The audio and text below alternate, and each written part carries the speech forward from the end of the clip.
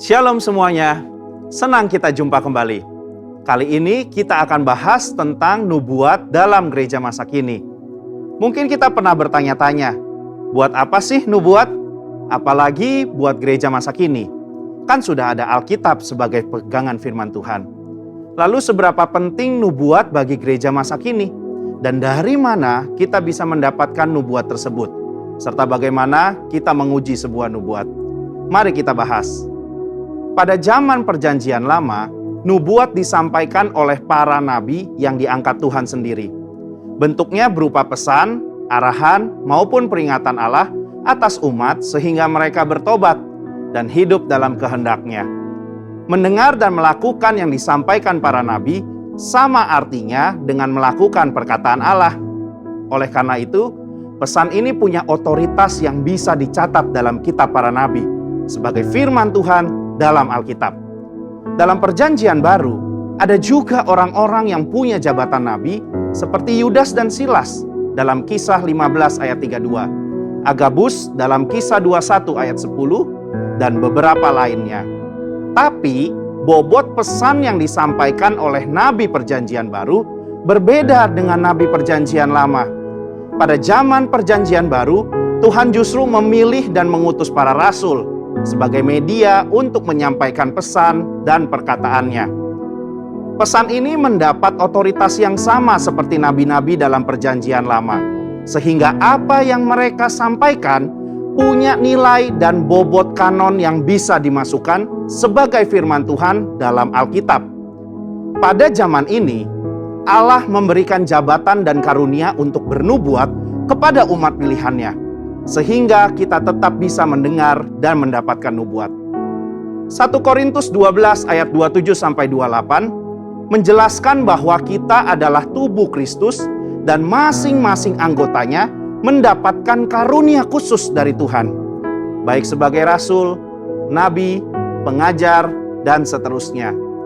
Biasanya orang dengan jabatan nabi dan karunia bernubuat akan punya kemampuan untuk menangkap dan menyampaikan pesan berupa arahan, peringatan, maupun hal-hal khusus dari Tuhan, dan sifatnya pernyataan spontan.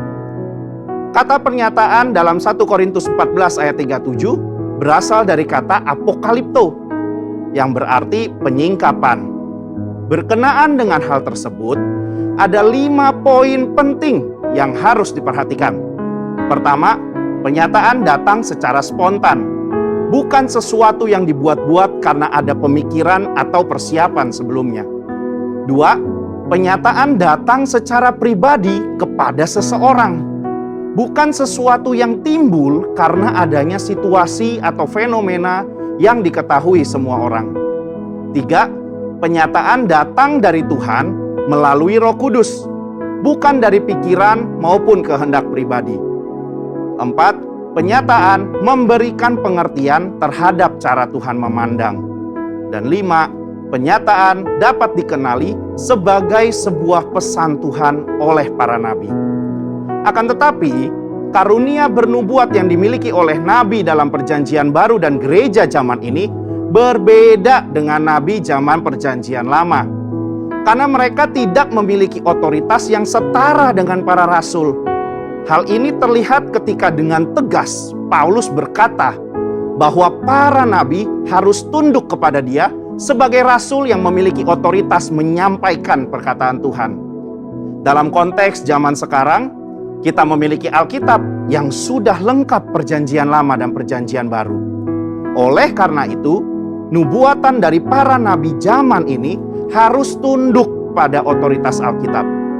Itulah sebabnya kita harus menguji setiap nubuat. Paulus secara khusus mengingatkan jemaat di Tesalonika untuk menguji isi nubuatan para nabi, meskipun ia sudah dikenal oleh jemaat. 1 Tesalonika 5 ayat 19-21 berkata, "Janganlah padamkan roh, dan janganlah anggap rendah nubuat-nubuat. Ujilah segala sesuatu dan peganglah yang baik." Kata menguji memiliki arti menanggapi, memilah, membedakan, atau menilai.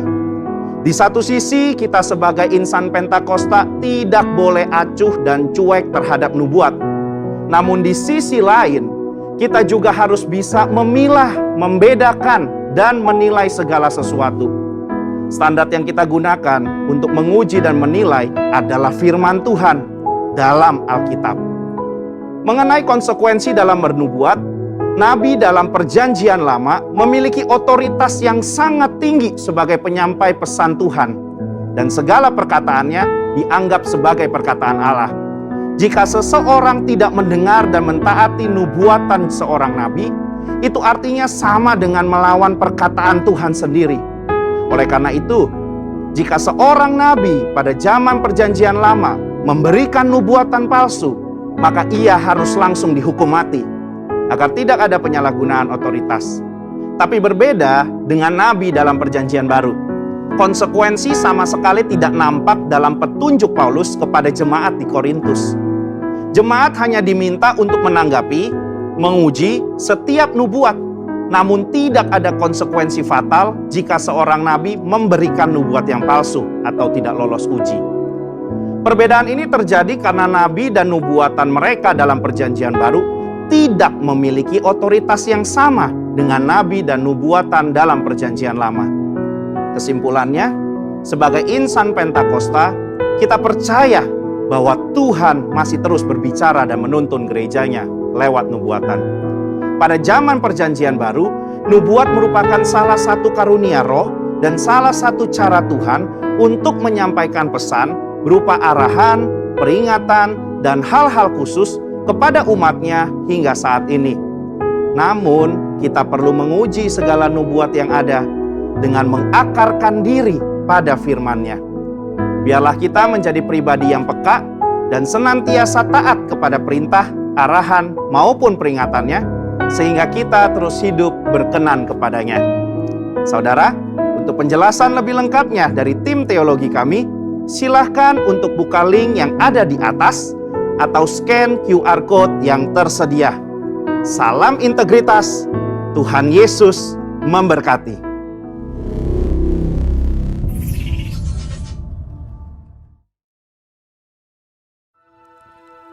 Haleluya, shalom Bapak Ibu yang di rumah.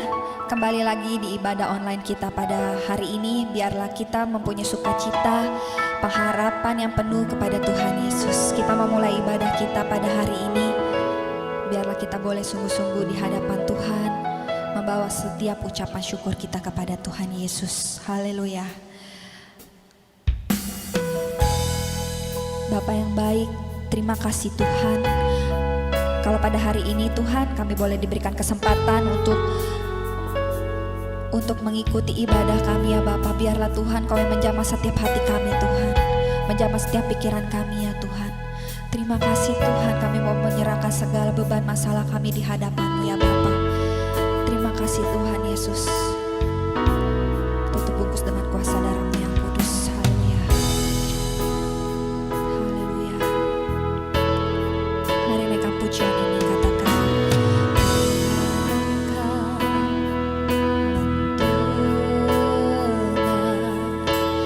Seruan hatiku dan keluhku tak tersedia.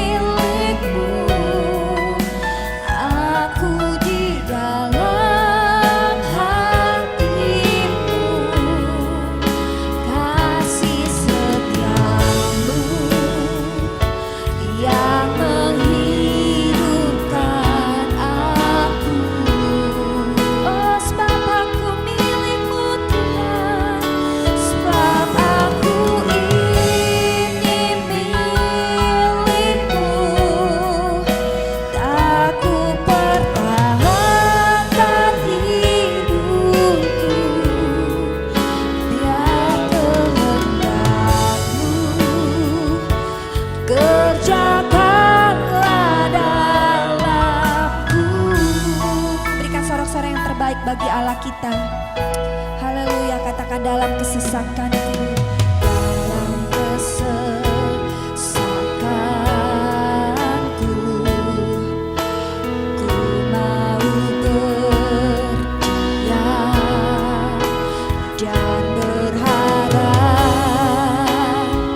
padamu. Katakan, Yesus kau sumber, Yesus kau sumber kekuatanku.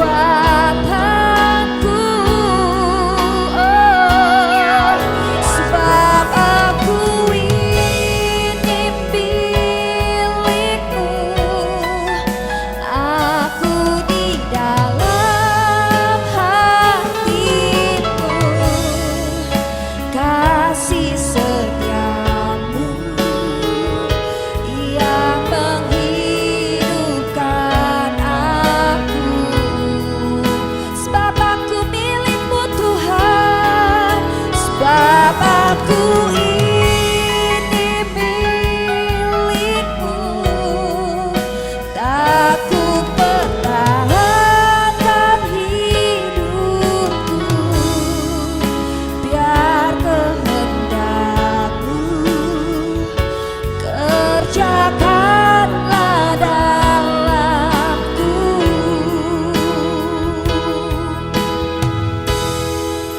Sebab aku naikkan pujian ini dengan lembut, rasakan kehadiran Tuhan.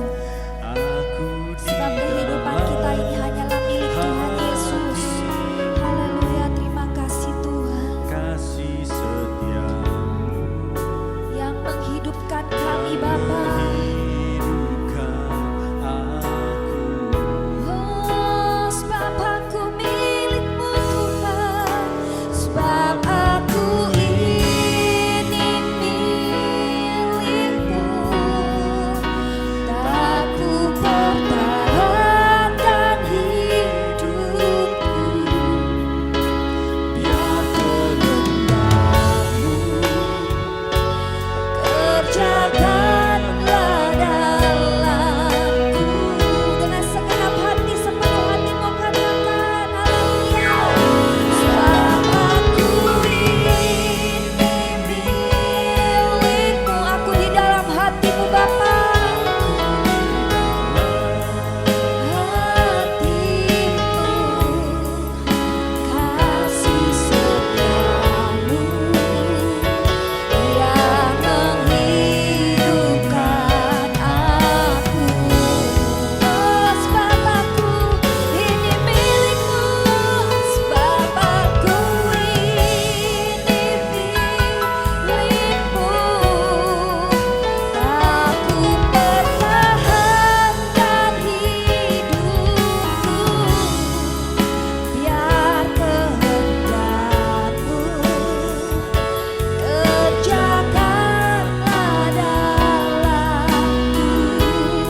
Sama-sama katakan, biar kehendakmu Tuhan, biar kehendakmu kerjakanlah dalamku, biar kehendakmu tergenapi atas hidup kami Bapa, biar kehendakmu kerjakanlah dalamku.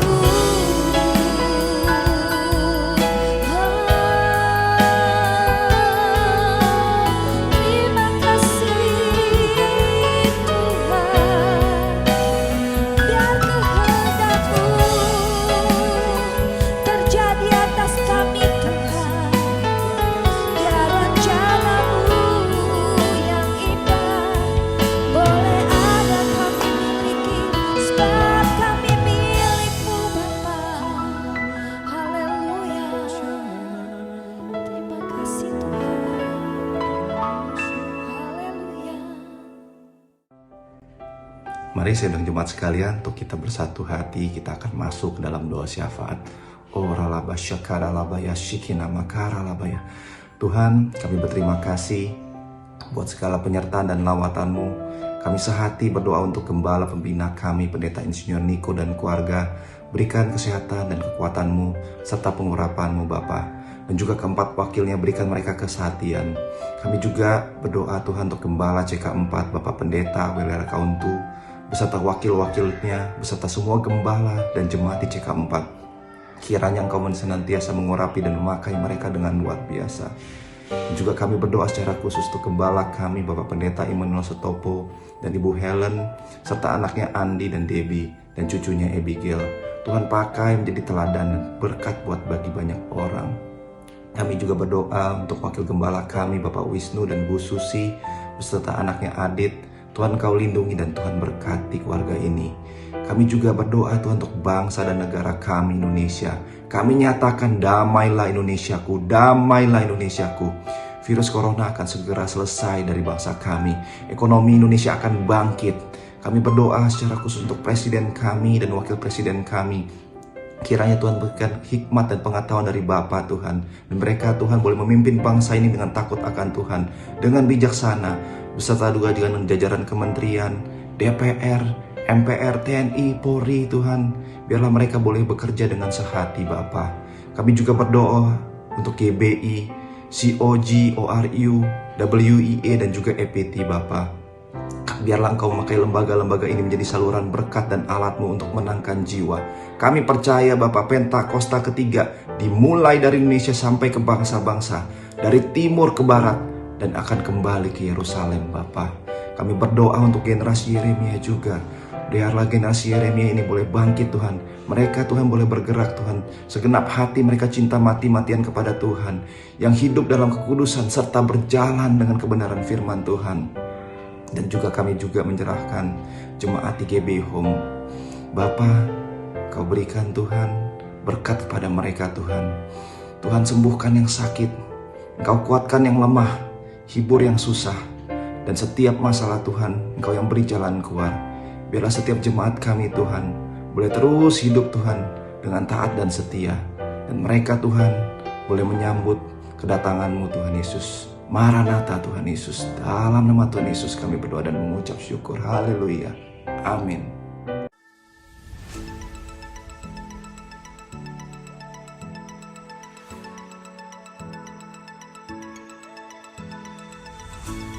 Ibadah minggu depan akan dilaksanakan pada hari Minggu pukul 11. Ibadah bersama dilaksanakan melalui aplikasi Zoom. Diharapkan jemaat dapat mengambil waktu untuk masuk ke hadirat Tuhan di rumah masing-masing, berdoa bersama keluarga pukul 9 malam setiap hari. Mari bergabung bersama keluarga untuk menikmati dan merasakan hadirat dan pengurapan Roh Kudus lewat rumah doa GBI Home Palem Galaksi setiap hari Selasa pukul 8 malam via Zoom. Untuk para wanita, bergabunglah di dalam ibadah doa wanita yang diadakan setiap hari Rabu pukul 7.30 malam via Zoom. Bagi jemaat yang rindu bersekutu dan bertumbuh di dalam Yesus, kami undang untuk bergabung bersama di dalam komunitas Cool yang dilaksanakan setiap hari Kamis. Cool dilakukan melalui aplikasi Zoom. Silakan menghubungi Bapak Catur di nomor 0857 1550 2817 untuk mendapatkan undangan. Persembahan dapat disalurkan melalui rekening berikut. Persembahan umum dan perpuluhan BCA 07376 07376 atas nama GBI Palem Galaksi. Atau dapat menggunakan QR Code berikut ini. Scan QR Code yang tertera di layar dan selanjutnya dapat mengikuti proses yang tertera pada aplikasi e-payment Anda. Persembahan misi dan diakonia BCA 073 073 6789 atas nama GBI Palem Galaksi. Pembangunan Rumah Tuhan BCA 07305 07305 atas nama GBI Palem Galaksi. Kami GBI Home mengucapkan terima kasih bagi Bapak Ibu yang sudah mentransfer persembahan ke rekening GBI Home. Tuhan memberkati saudara dengan berlimpah-limpah. Demikian pengumuman yang dapat kami sampaikan. Tuhan Yesus memberkati. Haleluya, puji nama Tuhan. Bapak Ibu yang di rumah siap untuk memuji nama Tuhan, amin. Sebab hati kita boleh percaya, sebab Tuhanlah kekuatan dan mazmur kita. Haleluya. Mari dengan semangat kita menaikkan pujian ini, sebab kita boleh bersyukur kepada Tuhan.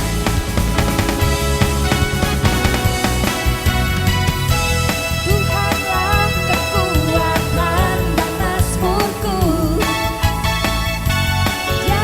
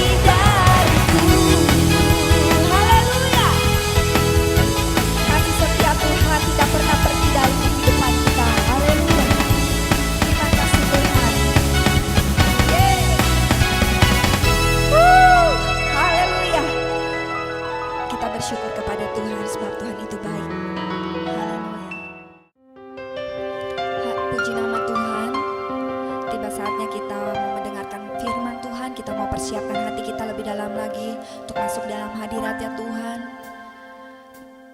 Terima kasih Tuhan Yesus, buat kasih setiamu yang tidak pernah berkesudahan ya Bapa. Persiapkan hati kami lebih dalam lagi Tuhan. Biarlah Kau menjamah setiap hati kami ya Bapa.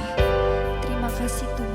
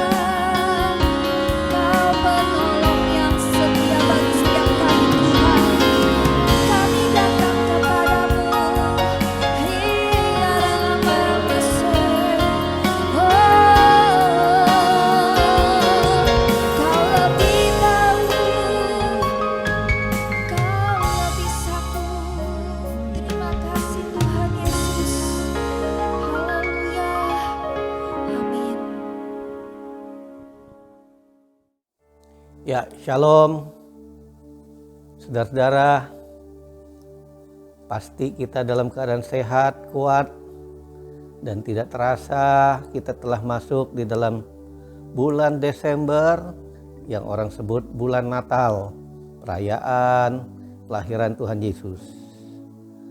Biarlah hari ini kita mau belajar bersama-sama tentang jangan sampai jadi orang yang tidak mempunyai tempat bagi Tuhan Yesus, orang yang tidak menerima makna Natal. Kita lihat, yang pertama itu adalah seorang pemilik penginapan. Di Lukas pasal 2 ayat yang ke-7, dan ia melahirkan seorang anak laki-laki, anaknya yang sulung, lalu dibungkus dengan kain lampin, dibaringkan di dalam palungan karena tidak ada tempat bagi mereka di rumah penginapan. Catat saudara, yang pertama itu ketika Yesus datang ke bumi ini, dia dilahirkan, ditulis dengan satu kata, tidak ada tempat. Penjaga penginapan kehilangan kesempatan untuk memberi tempat utama bagi kelahiran Yesus. Dia telah gagal fokus. Fokusnya bukan rohani, tapi materi. Itu sebabnya penjaga itu sibuk karena sensus yang diadakan di Bethlehem. Bayangkan saudara, itu terjadi bukannya setahun sekali, tapi belum tentu puluhan tahun sekali. Nah, artinya saudara, mencari berkat itu tengah gencar-gencarnya mencari berkat, sehingga tidak punya tempat untuk Yesus. Kesibukan pekerjaannya mengakibatkan kehilangan kehadiran Yesus. Secara pribadi, sehingga tidak punya kesempatan daripada pemilik penjaga penginapan ini, sehingga Yesus saudara menjadi juru selamat itu tidak lagi punya tempat dalam hidupnya. Bagaimana dengan Anda?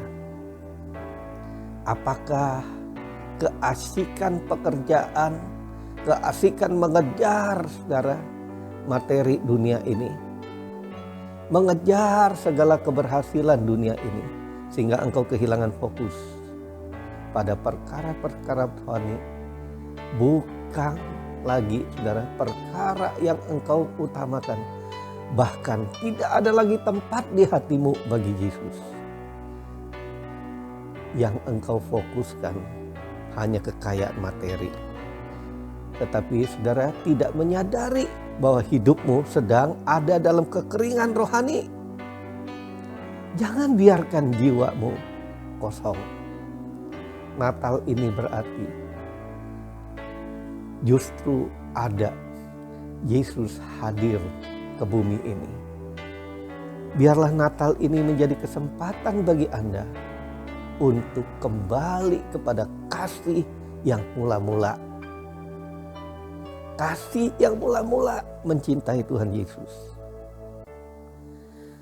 Tetapi menjadi perenungan bagi setiap kita. Biarlah kita membuka hati menerima Tuhan Yesus sebagai Tuhan, sebagai Juru Selamat. Pertanyaannya, apakah kejadian ini masih relevan saat ini? Jawabannya tentu saja. Karena kita, banyak orang percaya sekalipun tidak mempunyai tempat bagi Tuhan Yesus di dalam hidupnya. Betul memang kita sudah menjadikan dia juru selamat kita. Namun untuk memberi dia tempat utama bertahta dalam hidup kita, atau menjadi penguasa utama untuk mengatur kehidupan kita, pekerjaan kita, bisnis kita, mengatur waktu kita, mengatur keuangan kita. Apakah dia yang telah kita beri berdaulat untuk mengatur semua itu? Mungkin Anda berkata, nanti dulu kalau semua itu. Rupanya saudara, Kristus tetap tidak mendapat tempat, bahkan tidak diterima oleh umatnya, yaitu orang-orang Kristen. Ketika Yesus lahir, dicatat tidak ada tempat baginya. Rasul Yohanes juga mencatat hal yang sama walaupun dalam pandangan yang berbeda.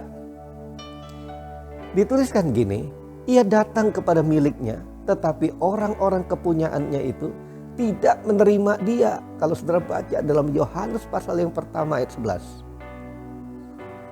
Kalau kita adalah penjaga penginapan pada saat itu, sangat mungkin kita juga adalah orang yang tidak menerimanya. Tidak mau memberi tempat dengan berbagai alasan.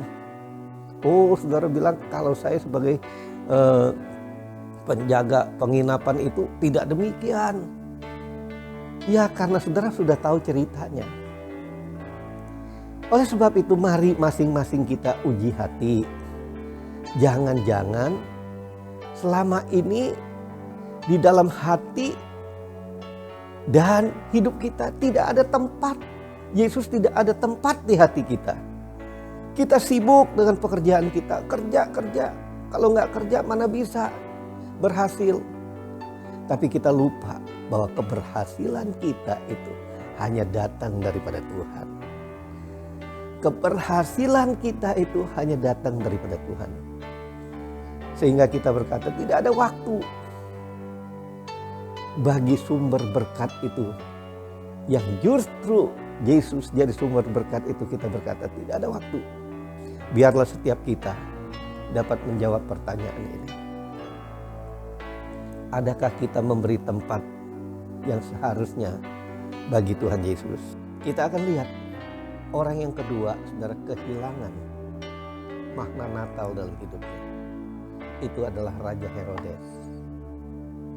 Dalam Injil Matius pasal 2 ayat 1 sampai 3, ayat 7 sampai 8 mencatat orang yang kehilangan Natal ini justru seorang raja. Saat Raja Herodes mendengar berita kelahiran Yesus ini, ia menganggap bahwa kelahiran Yesus ini sebagai mengganggu kehidupannya, mengganggu kenyamanannya, sehingga ia menentang peristiwa kelahiran Yesus dan merencanakan untuk membunuh bayi itu. Herodes adalah seorang raja yang sangat ahli dalam hal kemunafikan. Perlu dipahami bahwa orang yang memusuhi Yesus belum tentu memusuhi gerejanya. Buktinya, Herodes membangun bait suci walaupun motivasinya untuk menyenangkan orang Yahudi. Tetapi ia memusuhi Yesus. Membangun gerejanya tapi memusuhi Yesus. Jadi bisa saja seorang simpatisan aktivis gereja tetapi memusuhi Yesus. Bahkan Herodes pura-pura ingin menyembah Yesus. Padahal sebenarnya ia takut kenyamanannya terganggu. Ketika orang Majus datang kepadanya, Herodes, saudara, perintahkan orang-orang Majus itu, pergi kamu selidiki. Nanti kalau kamu udah selidiki, kembali ke saya. Saya akan datang menyembah Yesus. Gitu dia bilang. Respon Herodes terhadap Natal mengingatkan kita bahwa pada dasarnya ada orang yang menolak kehadiran Kristus. Kita memang tidak punya kerajaan yang seperti Herodes. Kita bukan raja. Ya, tidak punya kerajaan yang bisa kita atur. Tetapi kita punya hati dan kehidupan ini yang bisa kita atur. Itu menjadi tempat kita menjadi rajanya. Adakah kerajaan itu kita serahkan kepada Tuhan untuk mengaturnya? Pertanyaannya, siapa yang mengatur hidup kita? Siapa yang mengendalikan hidup kita? Siapa yang duduk dan bertata di tempat utama hati kita? Diri kita, pekerjaan kita, atau apa yang menguasai menjadi utama dalam hidup kita? Banyak orang yang menolak Yesus, memerintah dalam hatinya, karena ia ingin mengatur kehidupannya sendiri, dirinya yang mengatur. Ia menolak Kristus dan dia menolak orang-orang yang Tuhan pakai untuk mengarahkan hidupnya kepada Allah. Inilah semangat hidup Herodes yang ada dalam diri orang-orang masa ini. Ia ingin mengatur hidupnya sendiri ke arah mana yang dia mau, ke tempat mana yang dia suka. Namun yang lebih mengerikan lagi adalah semangat kepura-puraan Herodes ini. Pura-pura ingin menyembah Yesus, tetapi jauh di lubuk hatinya ia punya maksud hati yang tetap jahat, yaitu ingin membunuh Yesus yang dianggap sebagai saingannya. Biarlah cerita ini menjadi momen kita untuk mengevaluasi kehidupan kita. Siapakah yang menjadi raja di dalam kehidupan kita? Siapakah yang menjadi utama dalam hidup kita? Siapakah yang mengendali hidup kita? Itu sangat penting, saudara. Yang ketiga, itu ada imam-imam dan ahli Taurat. Kalau kita baca dalam Matius pasal 2 ayat 4 ya, dan sampai ayat 6. Kelompok ahli kitab ini, ahli Taurat dan imam-imam ini, sebenarnya mereka itu tahu, saudara, di mana Mesias akan dilahirkan. Karena mereka ini ahli kitab, mereka pasti baca.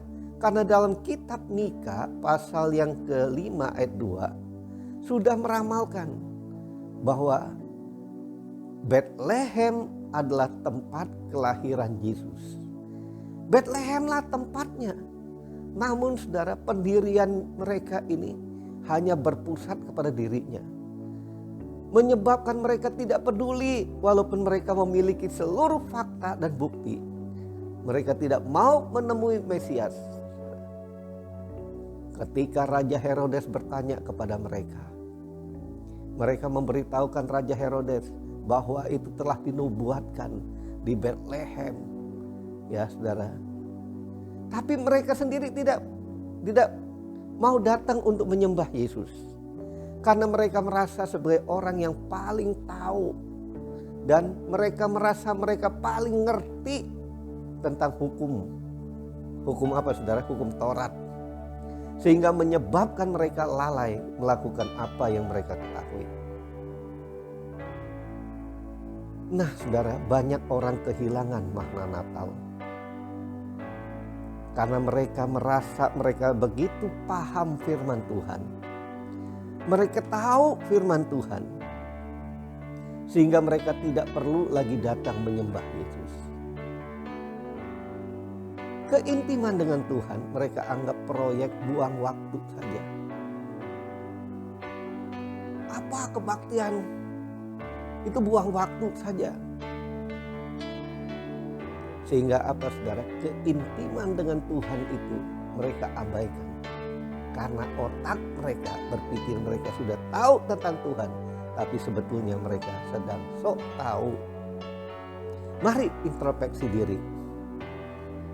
Adakah hidup kita seperti imam dan ahli Taurat ini? Hanya tahu firman. Mungkin sedikit ngerti, tapi kita nggak mengenal. Kita tidak mengenal pemilik firman itu. Kita tidak intim, sehingga kita tidak ingin intim dengan Tuhan, pencipta langit dan bumi. Mari mulai saat ini kejar keintiman dengan Tuhan. Kejar keintiman dengan Tuhan. Waktu-waktu yang telah terbuang saat-saat yang lalu. Tapi mulai hari ini ayo bangkit. Kejar keintiman dengan Tuhan. Bukan hanya tahu, bukan hanya mengetahui, bukan hanya pahami. Tapi ayo kita mengenal lebih dalam lagi. Siapa Tuhan Yesus itu? Orang yang keempat yang saya mau ajak saudara lihat adalah orang Majus. Dalam kisah tentang para Majus ini, Allah memakai sebuah bintang. Dia pakai sebuah bintang untuk mengarahkan, untuk memimpin mereka sampai kepada raja di atas segala raja yang akan dilahirkan itu, yaitu Yesus. Kalau saudara baca di dalam Matius pasal 2 ayat 2 ayat 9 sampai 10. Saudara, orang Majus ini sampai ke tempatnya saudara Herodes, bahkan sampai nanti ke tempatnya Yesus di Bethlehem itu. Ini bukan perjalanan yang singkat. Diperkirakan oleh para ahli Alkitab, mereka memperkirakan hampir 2 tahun mereka berjalan mencari sang raja. Kalau kita baca di dalam Matius pasal 2 ayat 16, Tuhan juga memakai mereka, saudara, memakai orang Majus ini, memberitahukan mereka melalui mimpi. Melalui mimpi Allah memimpin mereka untuk tidak kembali kepada Herodes yang menipu mereka. Kalau saudara baca di dalam Matius pasal 2 ayat 12. Jadi Tuhan itu kasih mereka mimpi, jangan balik ke Herodes lagi. Ketika para Majus menjumpai Yesus, mereka sujud menyembah dan memberikan persembahan sebagai tanda komitmen, pengakuan mereka, penerimaan mereka kepada Yesus, bahwa Yesus adalah raja di atas segala raja dan juga raja dalam hidup mereka. Kalau kita baca Matius pasal 2 ayat 11. Jadi saudara, respon para Majus akan kelahiran Yesus ini seharusnya menyadarkan kita bagaimana seharusnya kita berespon terhadap Natal. Natal perayaan akan kelahiran Yesus. Natal berbicara Allah menjelma menjadi manusia. Biarlah kita merespon dengan benar. Kehidupan para Majus ini, mereka selalu melakukan kehendak Tuhan. Walaupun itu tidak masuk akal, tapi mereka lakukan firman Tuhan. Kehidupan para Majus mengajak kita untuk datang dan menyembah Yesus dan menjadikan Yesus raja di atas segala raja, menjadi Tuhan di atas hidup kita, menjadi raja, menjadi pemimpin, penguasa dalam hidup kita, dan Dia segala-galanya yang memimpin hidup kita. Bukan lagi hidup semau kita, saudara. Jadi hidup kita itu bukan semau kita lagi. Bukankah Paulus katakan, hidupku bukannya aku lagi, tapi Kristus yang hidup di dalam aku. Kalau aku hidup sekarang ini, aku hidup dalam iman dan percaya kepada anak Allah yang telah mati bagi.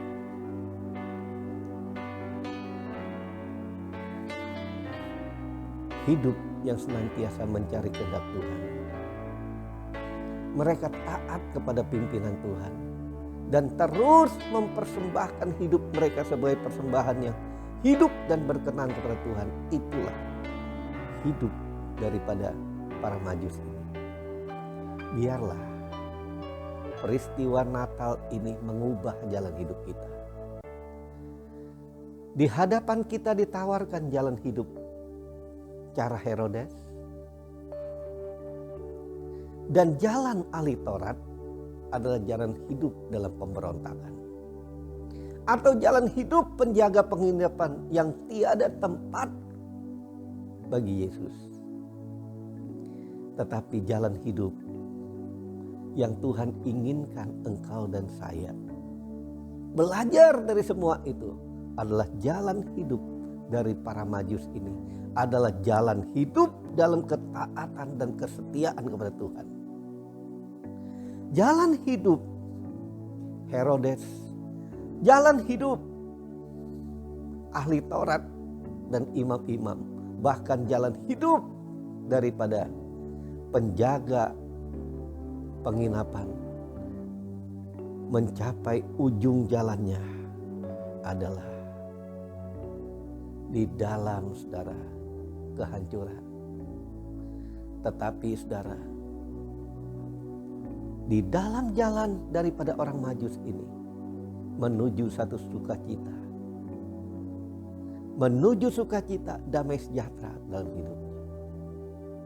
Oleh sebab itu, adakah kita seorang yang kehilangan makna Natal itu? Ataukah dengan Natal ini kita menemu kembali, saudara, arti Natal dalam hidup kita? Jangan sampai kehilangan makna Natal. Ketika kita sedang sibuk, mungkin kita saat ini sedang sibuk untuk kerja. Bukan tidak boleh kerja, tapi biarlah kita utamakan Tuhan di dalam setiap apa yang kita kerjakan. Sehingga kita punya waktu untuk kehidupan rohani kita. Jangan abaikan kerohanian kita. Pun jika ada hanya sekedar memenuhi syarat menjadi orang Kristen, jangan demikian. Jangan hidup hanya beriman, hanya memenuhi syarat menjadi orang Kristen. Kita harus sadar bahwa kita harus mengasihi Tuhan Yesus lebih dari segala-galanya. Dia telah saudara lahir dia tahu bahwa dia harus mati, saudara. Mana ada orang yang lahir, saudara, udah tahu untuk mati, tapi Yesus rela untuk datang. Bahkan Tuhan Yesus dikatakan di dalam firman Tuhan tadi, bahkan Yesus tidak ada tempat di hatimu. Jangan sampai Yesus itu tidak ada tempat di hatimu. Ataukah Anda seorang yang merasa terganggu kenyamanannya dengan kehadiran Yesus, sehingga merasa dibatasi mengerjakan segala sesuatu yang biasanya Anda suka lakukan walaupun bertentangan dengan perintah Tuhan? Ataukah Anda seorang yang tahu firman tapi tidak ada keintiman dengan Tuhan? Seperti ahli Taurat dan para imam. Inilah momen, inilah waktu yang indah di suasana Natal ini untuk kembali memberi tempat yang utama.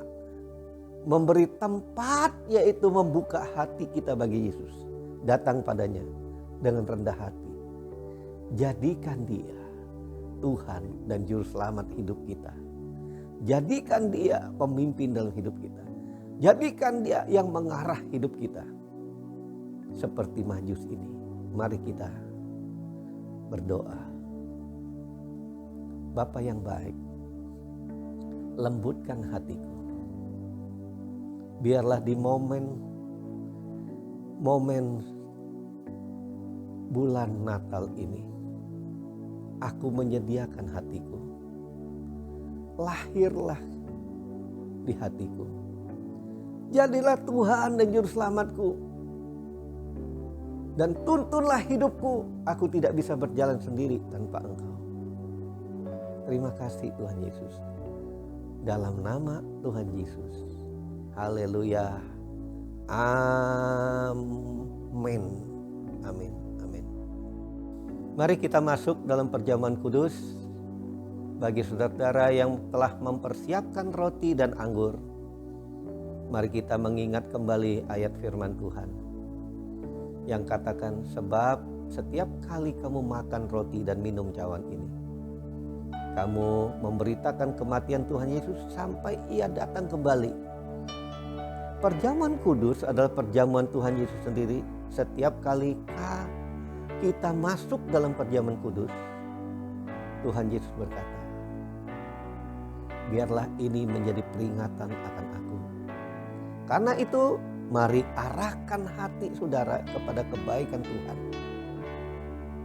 Tuhan akan memberkati kita melalui perjamuan kudus. Tetapi Tuhan mau satu hal, kita makan dan minum dengan cara yang benar. Karena itu, mari saudara-saudara masing-masing berdoa, introspeksi diri. Minta Roh Kudus menyelidiki hati kita masing-masing. Kalau ada dosa yang masih tersimpan, dan Roh Kudus mengingatkan, jangan tunggu lama-lama. Langsung minta ampun sama Tuhan Yesus.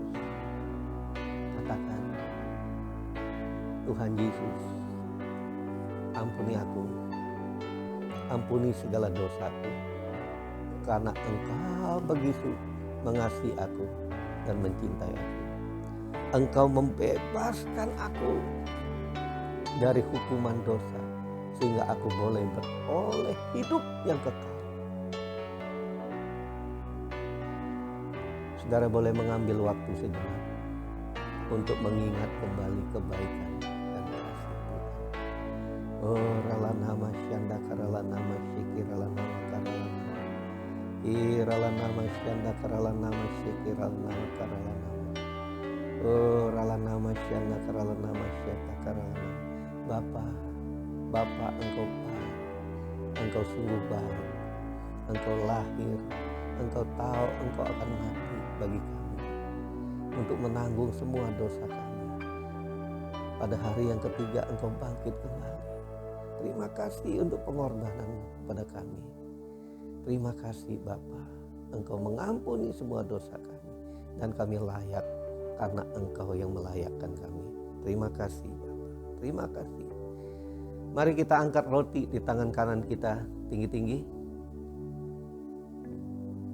Sebab apa yang telah kuteruskan kepadamu telah aku terima dari Tuhan Yesus. Yaitu bahwa Tuhan Yesus pada waktu malam ketika ia diserahkan, ia mengambil roti dan sesudah itu ia mengucap syukur atasnya. Ia memecah-mecahkannya dan berkata, inilah tubuhku yang diserahkan bagi kamu. Perbuatlah menjadi peringatan akan aku. Saudara-saudara, bukankah roti yang kita pecah-pecahkan adalah persekutuan kita dengan tubuh Kristus? Amin. Mari kita makan dalam nama Tuhan Yesus.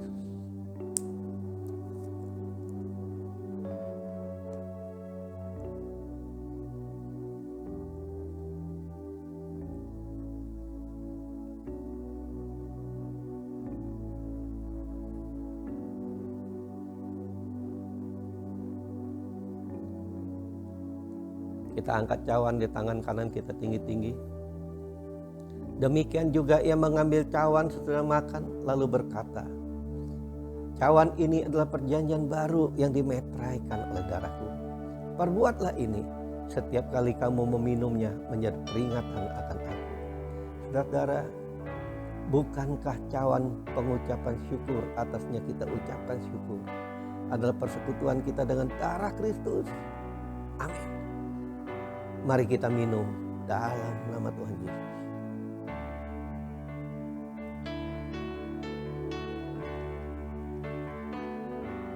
Angkat kedua tangan kita, sembah Dia. Ucapkan syukur dan terima kasih. Jangan diam. Semua yang di rumah-rumah, semua sembah Dia. Oh rala nama syanda karala nama syikir rala nama syanda. Oh rala nama syanda karala nama syikir rala nama syanda.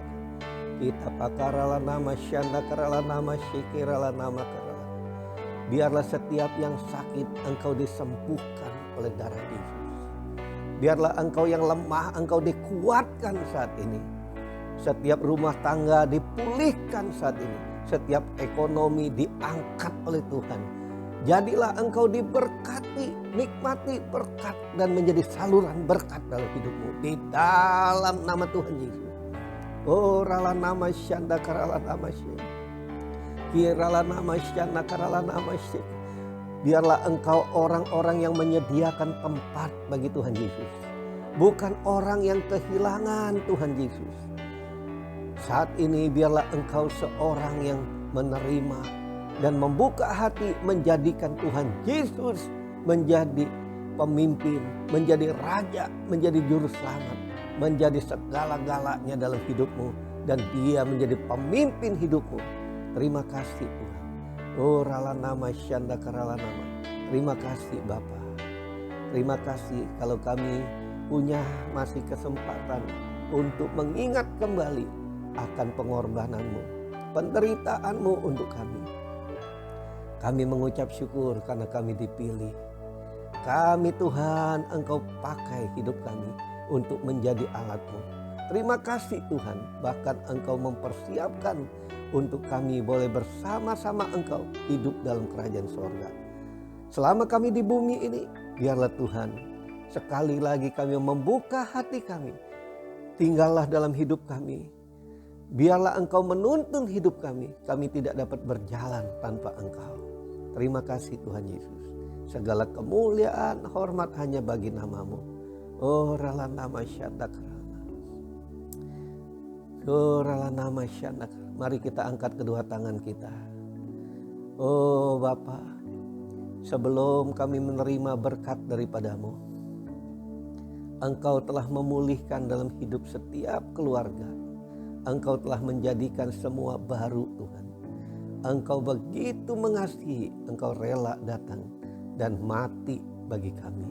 Bahkan Engkau bangkit dan Engkau Tuhan mengirimkan Roh Kudus-Mu, mempersiapkan kami sebelum Tuhan Engkau datang untuk menjemput kami. Terima kasih Tuhan Yesus. Biarlah setiap kami tidak ada seorang pun yang ketinggalan. Semua telah dipersiapkan Tuhan untuk kami boleh hidup yang dipersiapkan menjadi mempelai Kristus, menyongsong kedatangan Engkau yang kedua kali. Datanglah Tuhan Yesus. Datanglah Tuhan Yesus. Tapi sebelum kami Tuhan datang ke tempat itu, Engkau menyediakan berkat selama kami hidup di bumi ini. Kami mengangkat kedua tangan kami. Biarlah berkat damai sejahtera, sukacita daripada Bapa di sorga, di dalam kasih sayang daripada Tuhan Yesus, penghiburan daripada Roh Kudus, menyertai kita sekalian. Mulai saat ini sampai Yesus datang kembali menjemput kita di awan, dan kita akan hidup bersama Dia kekal untuk selama-lamanya. Setiap kita yang percaya katakan amin. Amin, amin, amin, amin. Amin. Tuhan berkati saudara.